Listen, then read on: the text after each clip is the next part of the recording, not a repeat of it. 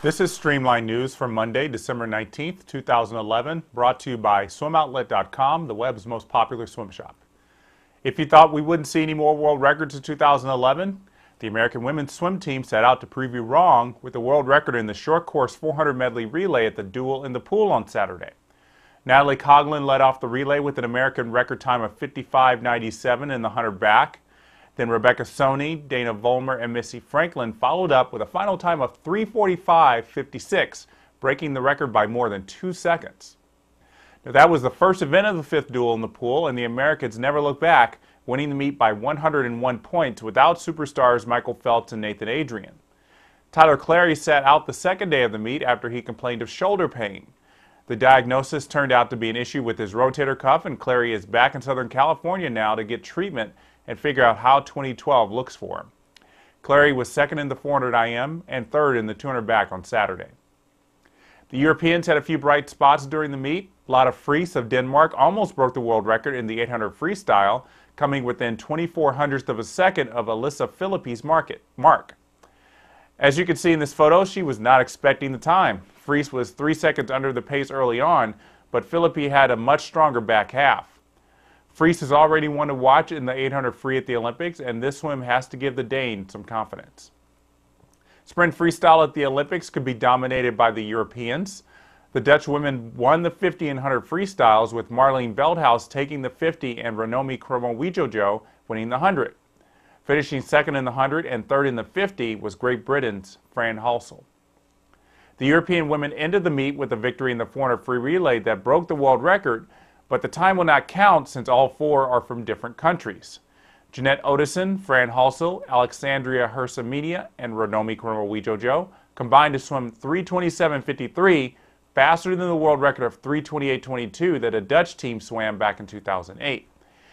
Interestingly, the four European swimmers finished in the top 4 spots in this event, the 100 free, at the World Championships this past summer, with Ottesen and Hersamenia sharing the gold medal. Jessica Hardy upset Soni for the second time in 2 months in the 100 breast with a textile best time of 103.33. And Caitlin Leverenz set an American record of 204.91 to win the women's 200 IM, coming up just short of Julia Smith's world record of 204.60 from the Duel 2 years ago that was set in a high-tech suit that USA Swimming had banned before that Duel in 2009. Leverenz's time of 4:24.62 in the 400 IM lowered the American record despite finishing well off Smith's world record. Katika Hasu beat Leverenz in that 400 IM to establish a top time in the world, setting up a great battle in 3 months at the NCAAs. Though he was training through the meet, Ryan Lochte looked fresher in the Duel than he did at the U.S. Nationals 2 weeks ago, winning the 200 and 400 IMs and the 200 back. You can read full recaps from both days of the meet and watch athlete interviews at swimmingworld.com. Many top swimmers who did not swim at the Duel in the pool instead went to Oklahoma City for the Chesapeake Elite Pro-Am. The big story out of Oklahoma was the comeback of Anthony Ervin, the 2000 Olympic gold medalist in the 50 free. Ervin tied Gary Hall Jr. in Sydney for that gold medal before winning the 50 and 100 free world titles the next year. However, he retired a few months before the 2004 Olympic trials and had only hinted at a comeback until now. This weekend, Ervin swam in his first big national meet since 2003, winning the 100 free and placing second in the 50 free. In the 100 free, he held off Britain's Simon Burnett, while he lost the 50 free at a shootout to 50 free NCAA champion Josh Schneider. At a meet in Riccione, Italy this weekend, Ian Thorpe swam his first long course race since retiring in 2006. He swam a 50.84 in the 100 free and 151.51 in the 200 free, and yet another step towards competing at Australia's Olympic trials in March. Also in Riccione, Milorad Kavik won the 50 and 100 fly, swimming 52.10 in the 100. Kavik swam poorly at the World Championships after missing most of 2010 due to back surgery. Ous Mellouli is competing at the Arab Games this week, despite a tweet a few weeks ago that severe back pain might keep him out of the meet in Qatar. Mellouli is Tunisia's biggest swimming star, and he proved it with 3 wins so far in the 200 free, 200 fly, and 400 IM. The times are far off what he's already swum earlier this year, but the fact that he's swimming means he's on the road to recovery. After another shoulder surgery last week, Stephanie Rice has announced on Twitter that she will be back in training on Tuesday.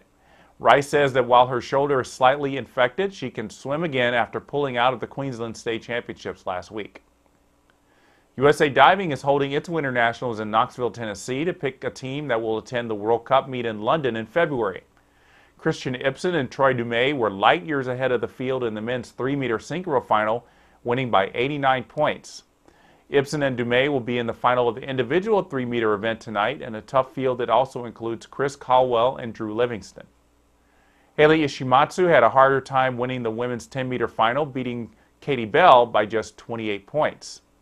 The World Cup meet is important for the Americans as they try to qualify for a spot on the roster in several events at the Olympics. Who gets to dive in those spots will be determined at the Olympic trials in June. That will do it for Streamlined News today. Thanks for watching.